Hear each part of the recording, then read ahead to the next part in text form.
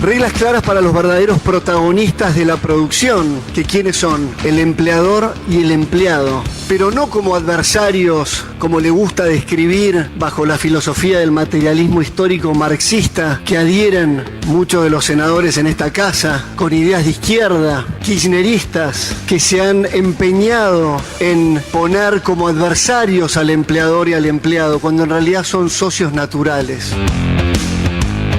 Bueno, esta es la teoría del liberalismo, o en todo caso de la versión libertaria del liberalismo, ¿no? Edulcorar las relaciones laborales. Y la verdad es que las relaciones laborales son de tensión. Esto quiere decir que se tengan que dirimir de la peor manera, como se dirimían en el siglo XIX, con huelgas salvajes, con ejércitos matando a los obreros en huelga. No, en las sociedades modernas, las tensiones que hay entre gente que no son socios, ¿sí?, sino que disputan por una renta, que es la renta que genera el trabajo, ¿sí?, esa disputa se canaliza a través de un complejo andamiaje que tiene que ver con las situaciones, los organismos corporativos, que son los sindicatos, las cámaras empresarias, el Estado en general intermediando, y un aparato de leyes. Eso fue lo que se discutió ayer. Y después de la media sanción que hubo en el Senado ayer de esta ley de reforma laboral, pareciera como que ahí mucha gente se empezó a despertar y decir, che, pero ¿era en serio esto? ¿Iban a sancionar esto? Parecía que un poco acostumbrados a que en la Argentina todo se frena y bueno, ahí al final no pasa nada. Bueno, no entendieron que sí, que otra vez pasa lo que pasó tantas veces con el presidente Javier Milei, que muchos dijeron, bueno, no va a poder, no va a pasar, no va a poder, no lo va a hacer. Y finalmente lo hacen. Y después cuando una vez que lo hacen, incluso los que lo votaron dicen, che, pero lo está haciendo. Y lo que está haciendo me está complicando la vida. Piensa en lo que pasó con buena parte de las industrias. Muchos de los dueños de empresas votaron, por lo menos en el balotaje, con las dos manos a Milei diciendo, más sí, que se vaya todo al carajo, esto no puede seguir así, la inflación, Alberto, el peronismo, el populismo, Cristina, todo un asco.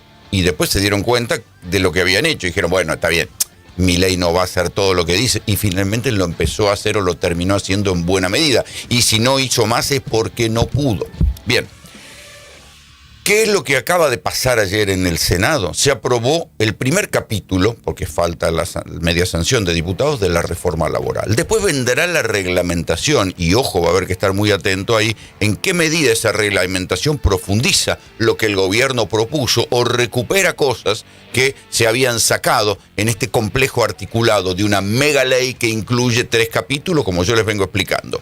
El capítulo fiscal, que quedó ahora medio escondido, el capítulo laboral y el capítulo sindical. Respecto del capítulo laboral, o sea, de aquello que se supone que los sindicatos tenían que defender a los trabajadores, no pasó nada, no se modificó casi nada.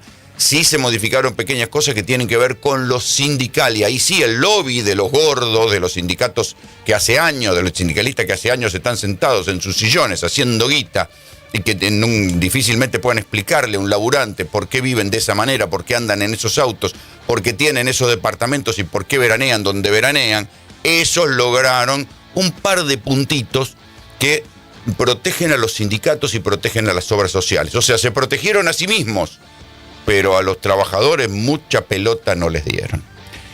Igual hay algo que uno tiene que objetivamente levantar la cabeza y decir, bueno, ya está. Esto ya pasó, por las condiciones que sea, por hartazgo del peronismo, por el crédito que le dieron a Milei en las elecciones pasadas, porque hay una sociedad que dice, bueno, tenemos que cambiar y hacer una especie de salto al vacío, a lo que dé. Mi crítica es que una reforma como esta, en un contexto de pulverización de puestos de trabajo, va a traer más despidos, pero puedo equivocarme.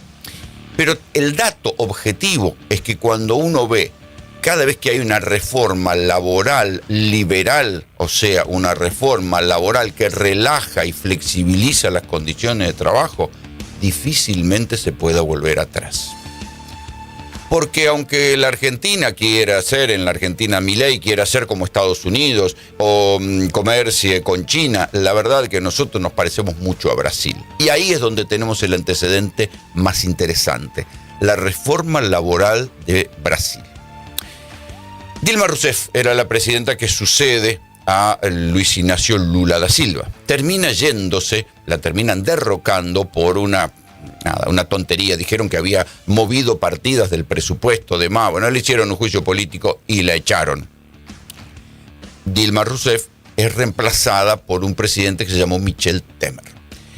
Durante el interreño de Temer, que después terminó preso por coimas, una vez que asumió Bolsonaro, se hizo una reforma laboral en Brasil para tirar para atrás todo lo que los años de Lula habían avanzado en reforma laboral y todo lo que había de bagaje, igual que en la Argentina, porque no solamente existieron gobiernos pro trabajadores o laboralistas en la Argentina, también existió en Brasil. Había una ley de 1943, fíjense, incluso antes que el peronismo, debe haber sido el gobierno de Getúlio Vargas, que esas leyes de 1943 fueron tiradas para atrás en el interreño de Michel Temer, ¿sí? El gobierno de Temer. ¿Qué fue lo que pasó? ¿Qué fue lo que se discutió en esas leyes? Fíjense. En esas leyes lo que se trató es la tercerización del trabajo. ¿Les suena conocido lo que se está haciendo acá? Los contratos intermitentes. Así que uno podía contratar a la persona y terminarla un año y después se iba a la casa. Lo mismo que está sucediendo acá con los periodos de prueba. La restricción del acceso a la justicia laboral. ¿Cómo restringieron lo que acá llama el gobierno la industria de juicio? Allá lo llamaban restricción del acceso a la justicia laboral. Que el trabajador que pierde un juicio paga los costos. ¿Sí? Entonces, bueno, para que el trabajador piense bien si va a ir a litigar, porque no sea cosa que si pierde termina pagando él el juicio y no gana la indemnización.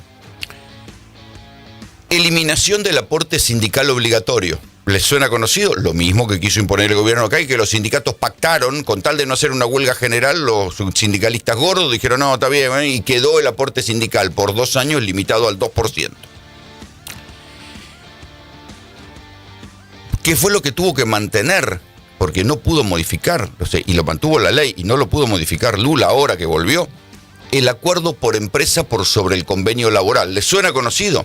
O sea, Milei abjura del Mercosur, pero la verdad es que la reforma laboral que está implementando el gobierno de Milei es similar a la reforma laboral que se hizo en Brasil durante el interreño de Temer, ¿sí? Cuando echaron a Dilma Rousseff, cuando el Partido Trabajista quedó en minoría y se aprobó esta ley. Ahora bien, ustedes dirán, bueno, pero después ganó Bolsonaro.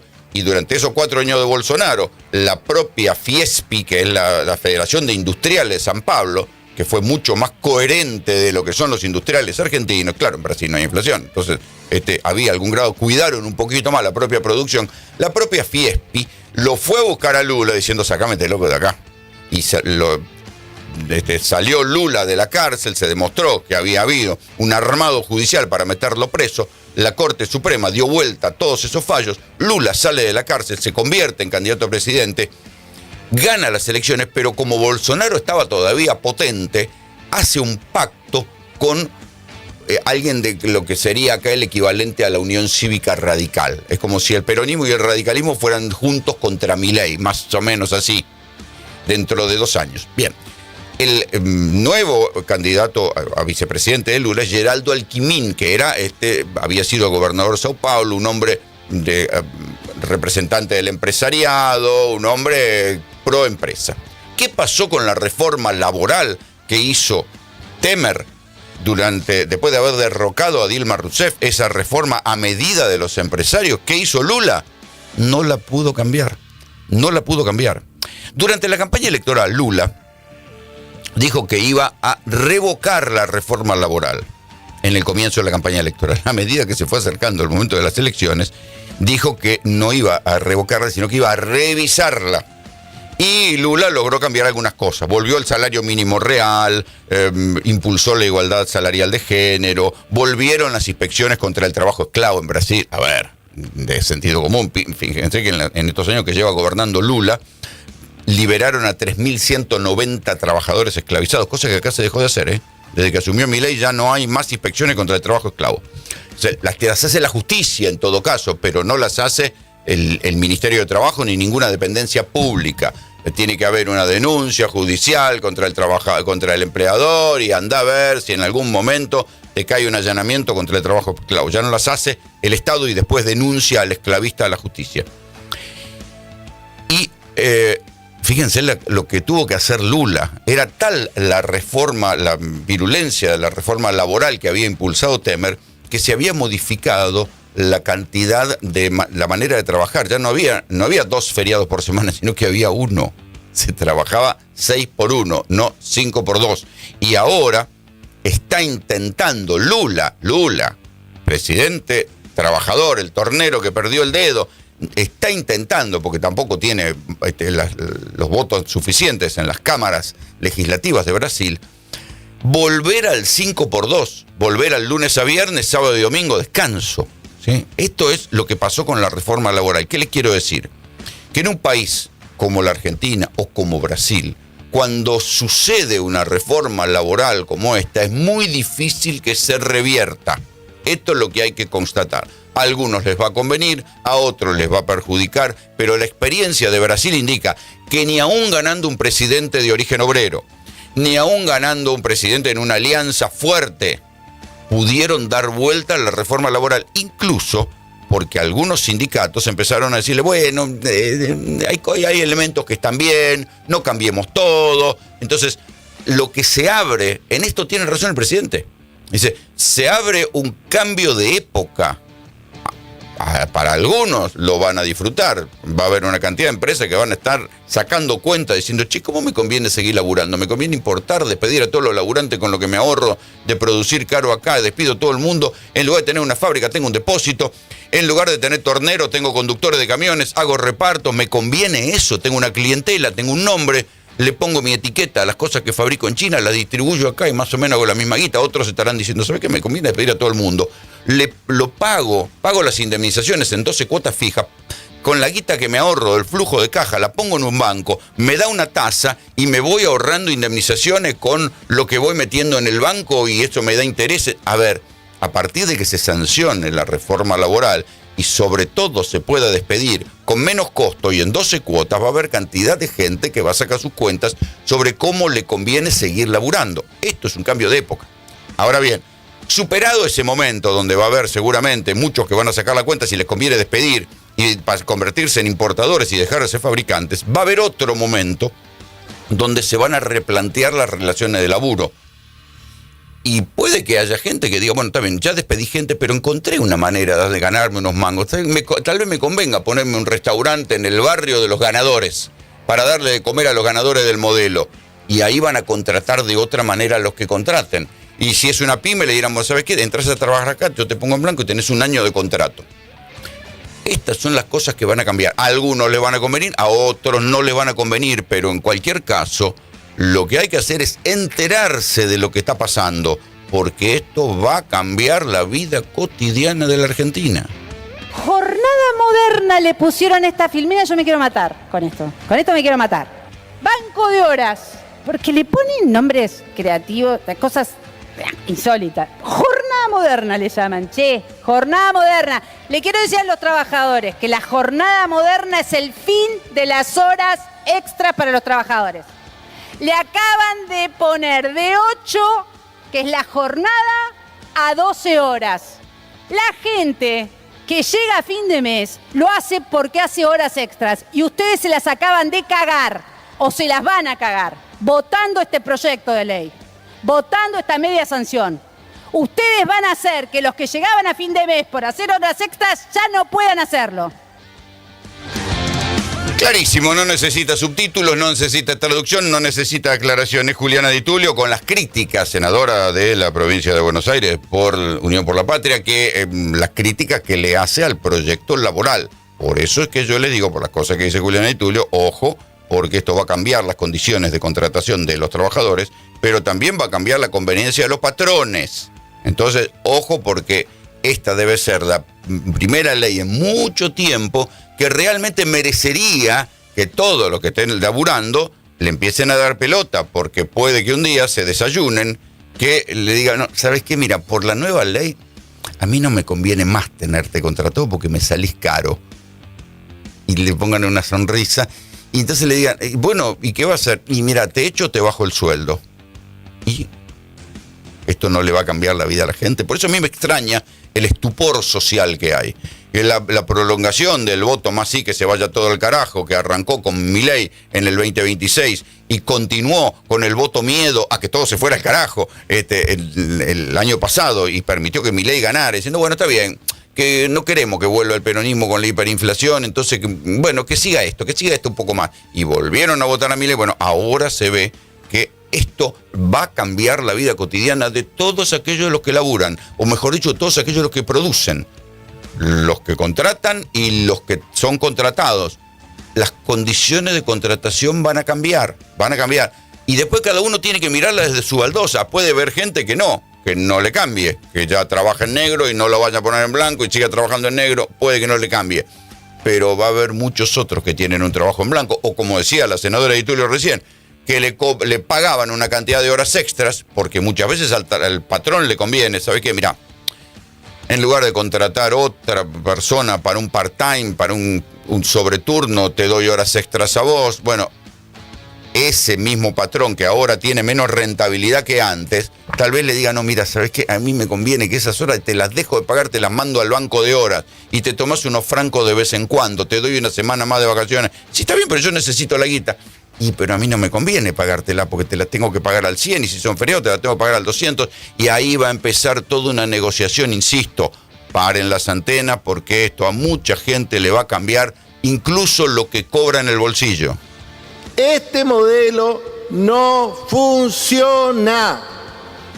No le echen la culpa a los trabajadores, no le echen la culpa a los sindicalistas, no le echen la culpa a las provincias.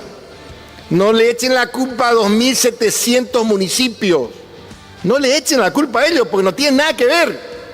Mientras que no cambien la concepción que tuvo la dictadura del 55, asesorada por el Fondo Monetario Internacional, Martínez de Oz, el Fondo Monetario Internacional, de la Rúa, que hizo bolsa la convertibilidad. Fue tan buena la convertibilidad que de la Rúa tardó 2 años en reventarla, dejando 14 provincias con bono y un nivel de desocupación tremendo.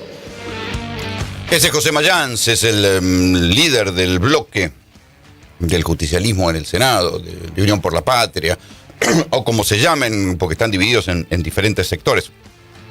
Y Mayans cuando dice no le echen la culpa, ¿por qué? Porque el gobierno dice el costo de producir en la Argentina es caro porque los trabajadores son caros. El costo de producir en la Argentina es caro porque los municipios cobran tasas. El costo de producir en la Argentina es caro porque las provincias cobran ingresos brutos. Eso sí, el gobierno no baja impuestos, porque el IVA, acuérdense, el IVA, que nosotros, que en cualquier país del mundo es el 7, el 11%, en la Argentina, Domingo Cavallo, no fue el kirchnerismo, lo subió al 21%. Y entonces ningún gobierno de los que dicen que van a bajar impuestos bajaron el IVA, que es el impuesto más regresivo que hay. Tampoco le bajaron las retenciones al campo y ellos que dijeron, vale, se la bajaron poquito en un momento dado y se la bajan cada vez que necesitan dólares, un poquito, un 2%, la bajaron en un momento dado y le prometen al campo que le van a bajar las retenciones y hoy por hoy al campo se preocupa más por el costo del gasoil y por el dólar que por lo que ganan de retenciones, porque ganaban más cuando el dólar era más barato y cuando gobernaba el peronismo ganaban más plata, aunque tenían retenciones del 35%. Bien, entonces el problema, lo que dice Mayans, es no le echen la culpa a los trabajadores, a los municipios, a las provincias del modelo. Ese es el modelo lo que no funciona, porque el modelo de dólar barato tira para abajo la posibilidad de un país mediano como la Argentina de producir. ¿Cuál es el debate de fondo? Es un debate de modelo de país. Cada vez que escuchen ustedes a un político hablar del modelo de país, hay 2 caminos. O termina en una inmensa zaraza, donde se hacen todos los poetas y ninguno dice nada en concreto, o algunos un poco más serios dicen, bueno, a ver, la Argentina tiene este tamaño, es un país de casi 50 millones de habitantes, grande, uno de los 20 países más grandes del mundo, que incluso tiene una de las 20 economías más grandes del mundo, pese a todos los desastres que se han hecho. Es un país que puede sobrevivir o puede mantenerse sin industrias. ¿Qué modelo similar de desarrollo hay en el mundo que pueda funcionar? Y ahí viene una discusión que dice, bueno, ¿podemos ser algo parecido a Canadá o a Australia? o podemos terminar siendo Nigeria, otro país de tamaño similar a la Argentina, con mucha más población por cierto, pero que al no tener industria y al no tener actividades que den laburo, termina siendo un lugar que genera riqueza porque tiene mucho petróleo, pero que no puede desarrollarse porque no termina desarrollando, y es el país donde existen, creo que, las más grandes villas de emergencia del mundo. Entonces, el debate es de modelo de país. El modelo de país que promueve Milei, un modelo de país donde la mayoría de las cosas se importen y la plata para pagar esas cosas importadas provengan de la minería, del litio, del petróleo, del gas, del campo y de la pesca y de alguna cosa más que produzca la Argentina a bajo costo, es el modelo de la Argentina del siglo XIX y comienzos del XX, cosa que a Milei le encanta eso, le encanta el modelo de la Argentina preindustrial. ¿Por qué le encanta el modelo de la Argentina preindustrial? Porque en la Argentina preindustrial no existían los obreros que rompen los huevos en las calles, nada más que por eso idealizan esa Argentina pre-Irigoyen, digamos, porque no existían los sindicatos, no existían los obreros, no molestaban, la Argentina no fabricaba demasiado. Recién después de la crisis del 30, la Argentina tuvo que iniciar un proceso de sustitución de importaciones y ahí se consolidó de una manera más importante la industria nacional, que es lo que todavía sobrevive y que Milei con la importación y con este tipo de medidas está terminando de achicar y de reducir a su mínima expresión. ¿Puede que después haya enclaves industriales? Sí, pero todos los países que han perdido industrias, después les costó mucho recuperarlas. Y si no, miren Estados Unidos. Donald Trump pone aranceles, hace de todo para que vuelvan las industrias a los Estados Unidos y no vuelven, porque hoy existe China que fabrica casi todo para todo el mundo. Entonces el debate es de modelo de país. ¿Qué se va a poder hacer con este bendito país? ¿Qué tamaño tiene? ¿Cuánta población tiene? ¿Dónde hay que reubicarla? Nada de esto lo está discutiendo el gobierno. El gobierno lo único que está haciendo es decir, bueno, ¿sabes qué? Hacemos esta reforma para que algún día algo pase, pero la única prioridad que ellos dicen es, ¿sabe qué? Nosotros hacemos esta reforma para que baje la inflación y que podamos volver a ganar las elecciones. El resto, Dios dirá. Yo tengo la posibilidad de estar de los dos lados del mostrador. Tengo empresa, este año cumplimos 40 años y soy senador de la Nación. Si yo miraría mi bolsillo, la tengo que votar con las dos manos esta ley. Todos beneficios para mí son. Ahora, ¿con qué cara mañana voy a ver a mi gente, a mis empleados, a los que nos hicieron crecer estos 40 años? ¿Con qué cara los miro? Pero también le pido a la parte gremial. La parte gremial tiene un rol muy importante en defensa de sus trabajadores y de sus intereses. Porque no es solamente defender la cuota sindical. ¿Eso es importante? Sí, pero yo quiero defender al trabajador. Interesantísima la postura del senador justicialista por Chubut, Carlos Linares. Él dice, yo soy empresario, a mí la ley, la verdad que me conviene. Ojo, y es verdad, a buena parte de los empresarios, incluso a los empresarios pymes, les va a convenir. Pero lo que no les conviene a los empresarios pymes es este clima de negocios, donde son pocas las actividades que sobreviven. Y si no, hablen con cualquiera que tenga desde un kiosco hasta un restaurante. No hay consumo, o mejor dicho, se cae el consumo.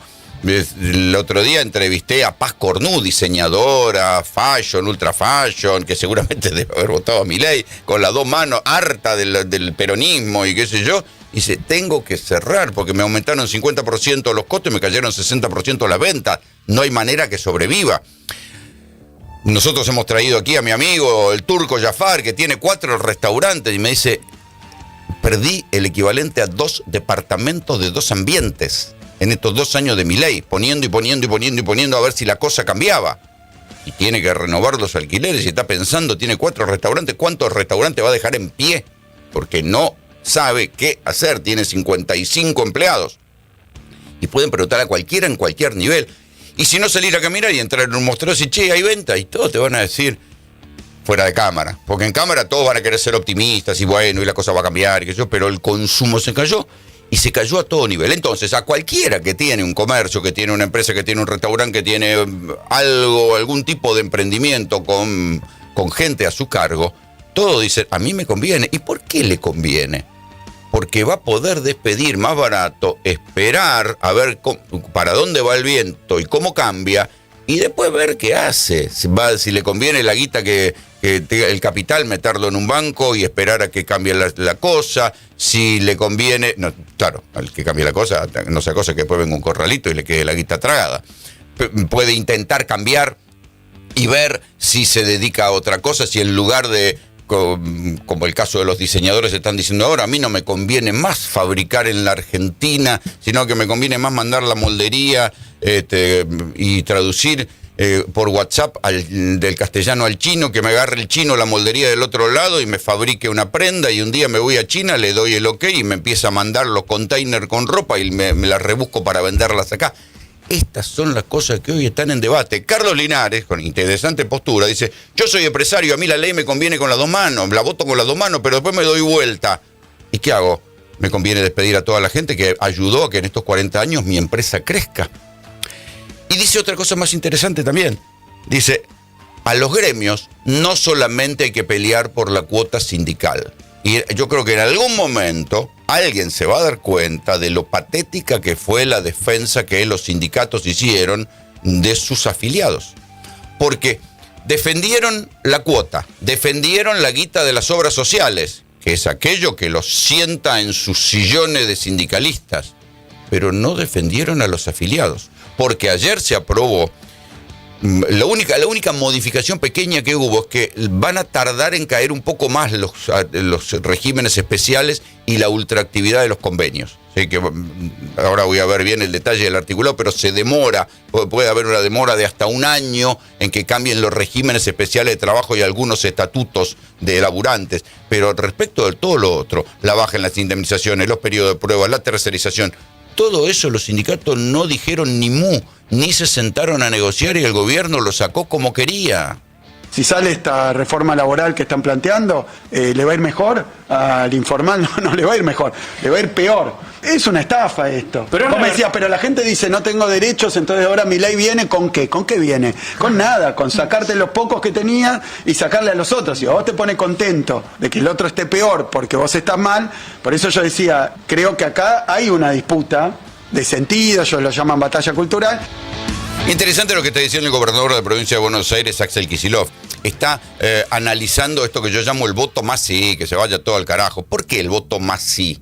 Porque buena parte es verdad, que ahí donde el discurso dominante del justicialismo en su versión kirchnerista última, de Alberto, del propio Axel, hablaba del Estado presente, y buena parte de la gente, sobre todo decía, ¿el Estado presente para quién, viejo? ¿Para quién? Si yo voy a un hospital y me atienden para el orto, si voy a buena parte de los lugares y no encuentro un Estado presente. Claro, la palabra presente era demasiado pomposa, ¿viste? El Estado para todos, ahí donde nace una necesidad es un derecho. Se sobrevendían cosas que no estaban en condiciones de hacer. ¿Por qué? Porque el peronismo nunca asumió que el Estado argentino era un Estado pobre, en crisis, endeudado, y tendría que haber tenido un discurso de emergencia, no un discurso optimista como aquel de vuelve el asado, del cual se burlaba Mauricio Macri.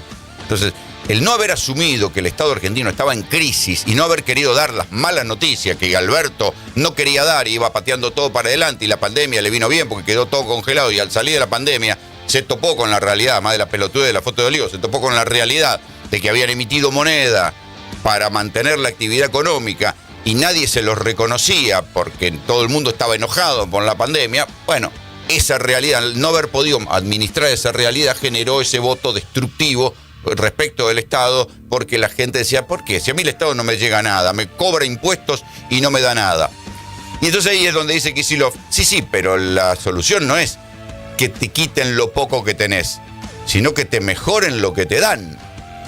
En este punto donde Kicillof está diciendo, bueno, había gente a la quien no le llegaba algún tipo de beneficio del Estado, ya fuera vía leyes, como leyes de formalización laboral, o beneficio del Estado de aquello que se llama en serio reformas de segunda generación, porque los ingresos en los bolsillos no solamente vienen del sueldo que uno gana en su laburo, sino que vienen de cosas que te ahorrás.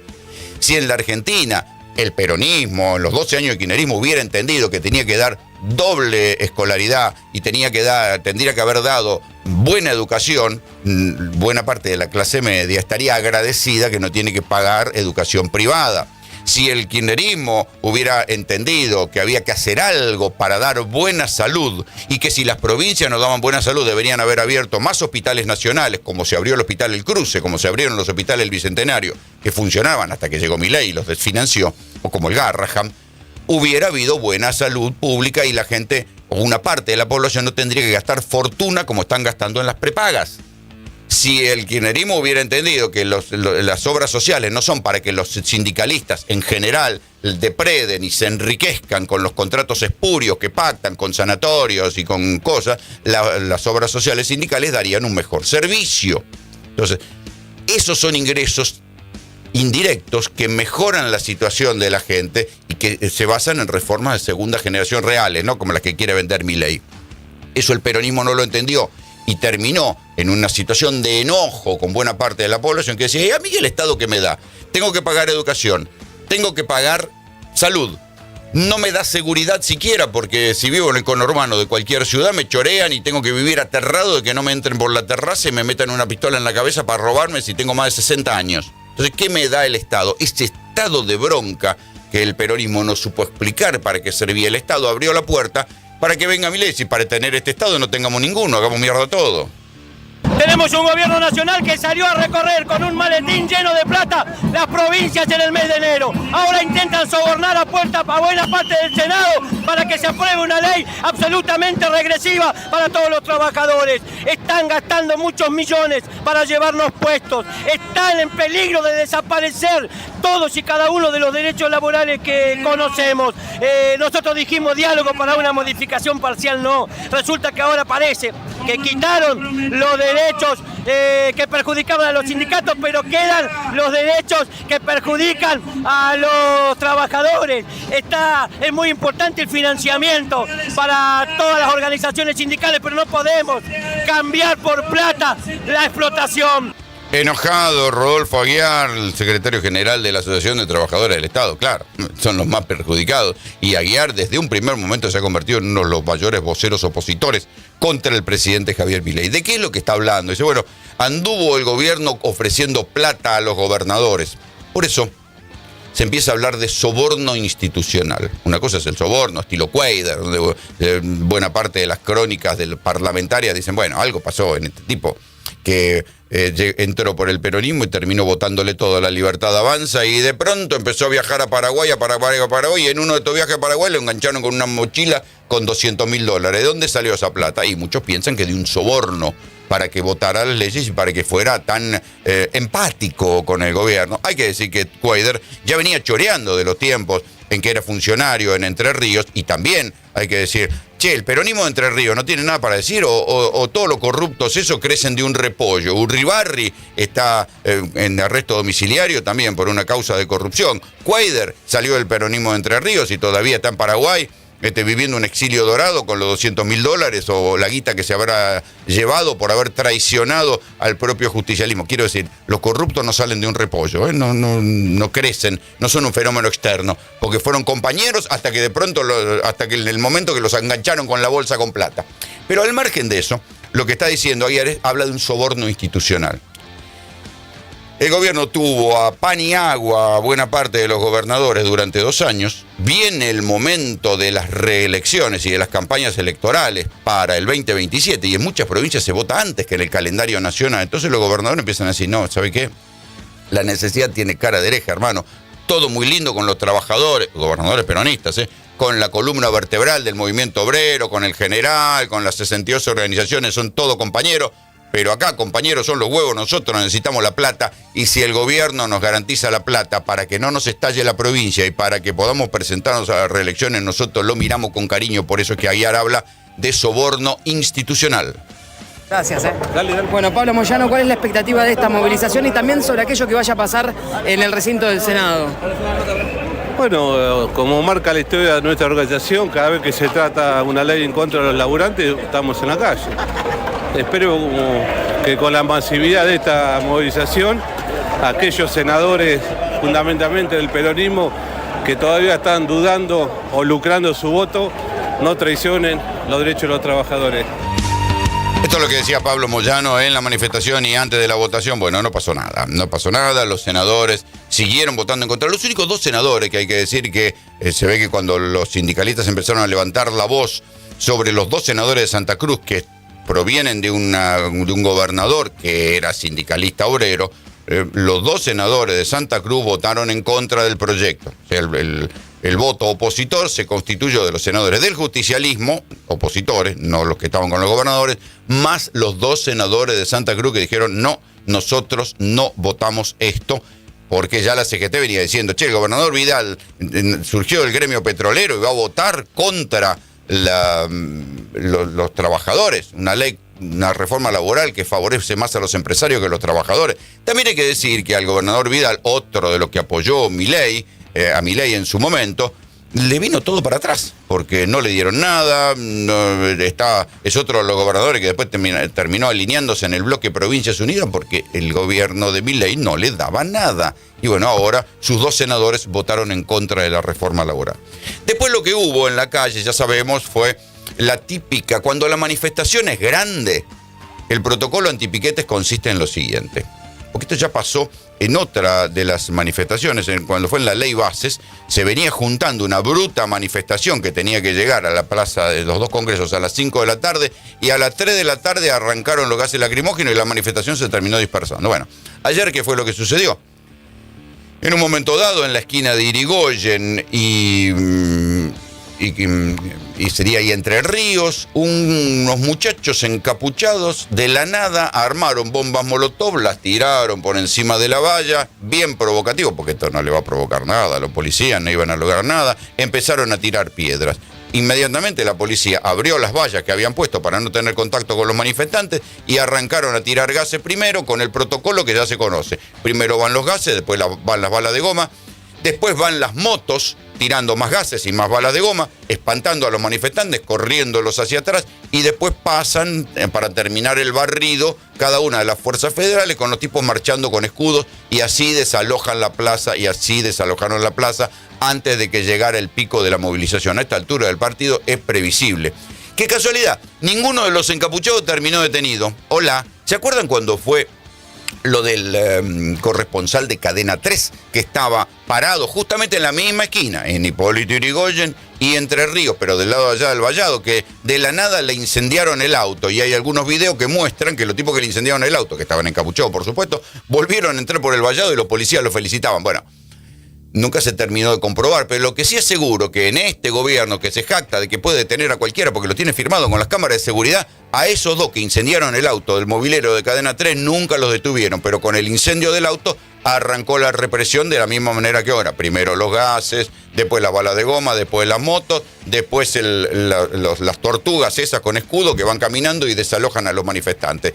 ¿Y en qué momento sucedió esto? Antes de que llegara el pico de la manifestación. El protocolo antipiquete consiste en esto. Ahora se ve, cuando hay una movilización grande, dispersarla antes de que llegue a juntarse la gente.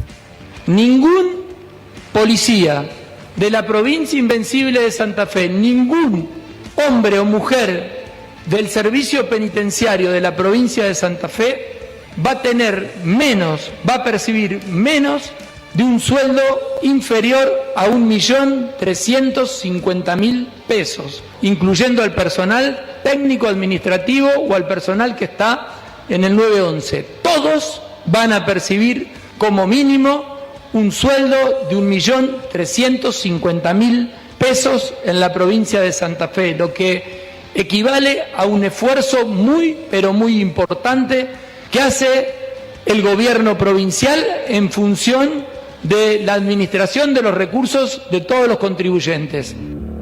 Y lo que pasó en la provincia de Santa Fe con los sueldos de los policías es una muestra de que el que no llora no mama. No voy a hacer la otra parte, ¿no? De que el que no afana es un gil. El que no llora no mama, porque los policías que estaban ganando 800.000 pesos promedio de básico se pararon de manos en la provincia de Santa Fe. Y primero los trataron un poco menos que de subversivos, de estar alineados con las mafias de la provincia de Santa Fe, que dependían de los policías corruptos que habían sido echados. Sin embargo, cuando se mantuvieron en sus 13, cuando pusieron los patrulleros a sonar las sirenas en la puerta de la unidad regional de Rosario, y se quedaron, y se quedaron, y se quedaron, y resistieron 1 día y medio, y dejaron de patrullar buena parte de la provincia, el gobierno dijo, ¿saben qué? Cedimos. Y yo sé que no es una frase adecuada para un gobernador, pero terminaron reculando en chancletas. El gobernador Maximiliano Puyaro que había mandado al ministro de Seguridad Cocochoni a decir que iba a echar a 20 de los jefes de la policía, que los tenían identificados, que los iban a pasar a disponibilidad, que les iban a iniciar una causa penal, que eran todos manipulados por policías corruptos, o andás a ver por qué grupo mafioso. Tuvieron que perdonar, no va a haber sanciones para ninguno de los líderes de la protesta y les tuvieron que dar lo que ellos querían. Fíjense, los policías pedían un básico de 1.400.000, le dieron un básico de 1.350.000. O sea, le dieron todo a los policías con tal de que levantaran la huelga porque no la podían sostener. Y entonces uno dice, y si la provincia ahora puede hacer un esfuerzo, un tremendo esfuerzo para pagarle esto a los policías, ¿y por qué no lo hizo antes?